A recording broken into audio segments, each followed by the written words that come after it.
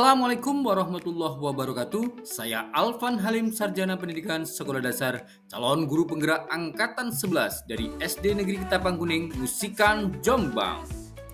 Salam takzim teruntuk Ibu Eni Juliati selaku fasilitator dan Ibu Rizka Wahyu Hidayati selaku pengajar praktik. Perkenankan saya akan memaparkan jurnal refleksi modul 2.2 pembelajaran sosial dan emosional. Setelah 2 minggu memasuki modul 2.2 yaitu pembelajaran sosial dan emosional, CGP mengikuti pembelajaran selama daring melalui LMS dengan alur pembelajaran merdeka. M. Mulai dari diri. E. Eksplorasi konsep. R. Ruang kolaborasi. D. Demonstrasi kontekstual. E. Elaborasi pemahaman. K. Koneksi antar materi. Dan A. Aksi nyata. Pada refleksi kali ini saya menggunakan model 4C yang dikembangkan oleh Richard, Karts, dan Marison. Yang pertama, connection. Apa keterkaitan materi yang didapat dengan peran Anda sebagai calon guru penggerak? Challenge. Adakah ide materi atau pendapat dari narasumber yang berbeda dari praktek yang Anda jalankan selama ini? Konsep. Ceritakan konsep-konsep utama yang Anda pelajari dan menurut Anda penting untuk terus dibawa selama menjadi CGP atau bahkan setelah menjadi guru penggerak. Change. Apa perubahan dalam diri Anda yang ingin Anda lakukan setelah mendapatkan materi selama ini? Connection. Keterkaitan materi yang didapat dengan peran CGP.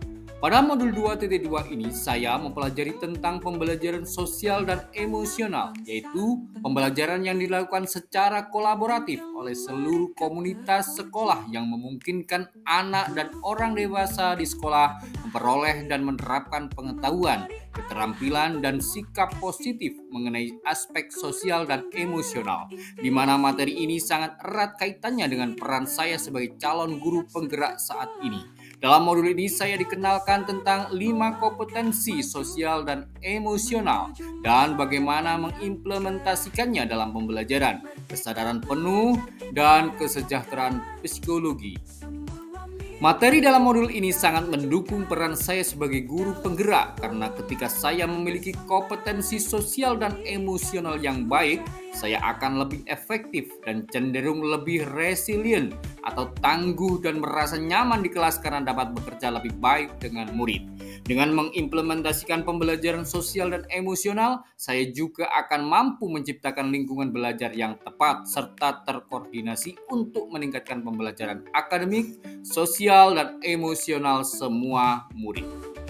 Saya juga akan mampu membangun kolaborasi antar sekolah, keluarga, komunitas untuk membentuk lingkungan belajar dan pengalaman yang bercirikan hubungan atau relasi yang saling mempercayai, komitmen, dan berkolaborasi.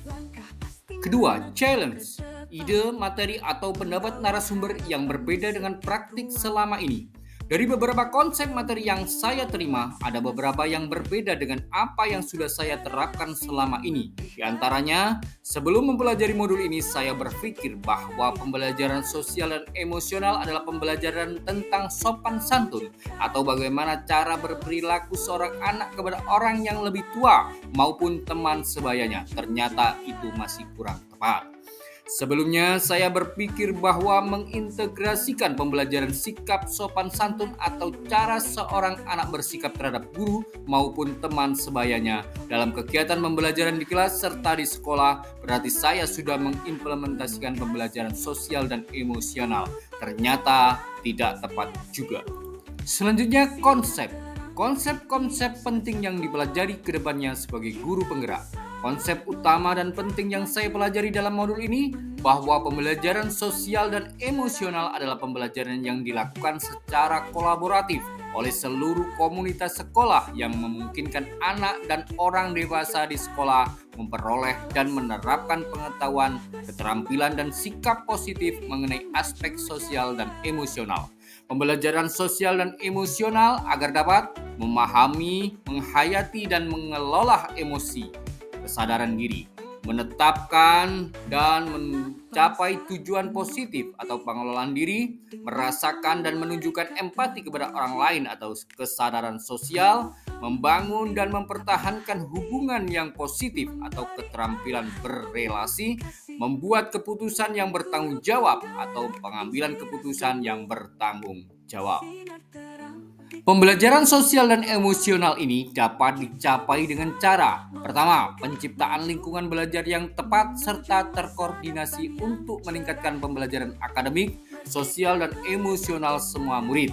Kedua, kemitraan atau kerjasama sekolah, keluarga, komunitas untuk membentuk lingkungan belajar dan pengalaman yang bercirikan hubungan atau relasi yang saling mempercayai dan berkolaborasi. Ketiga, kurikulum dan pembelajaran yang jelas dan bermakna, dan evaluasi secara berkala.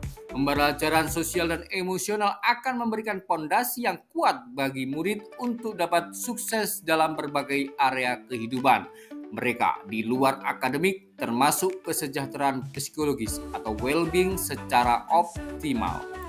Selanjutnya, change, perubahan dalam diri yang ingin saya lakukan setelah mendapatkan materi ini. Setelah mempelajari modul 2.2 ini, saya merefleksikan diri saya yang ternyata saya belum sepenuhnya memahami apa itu pembelajaran sosial dan emosional atau PSE dengan baik.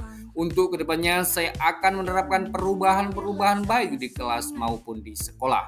Di kelas, saya akan membudayakan atau mengintegrasikan pembelajaran sosial dan emosional dalam setiap pembelajaran yang saya laksanakan. Misalnya, membuat roda emosi di kelas yang akan diisi siswa setiap pagi sebelum pembelajaran. Kedua, mengajak murid untuk menghadirkan mindfulness dengan teknik STOP. Pembelajaran dilaksanakan secara individu dan berkelompok secara seimbang sehingga mampu mengembangkan 5 kompetensi sosial dan emosional atau KSE.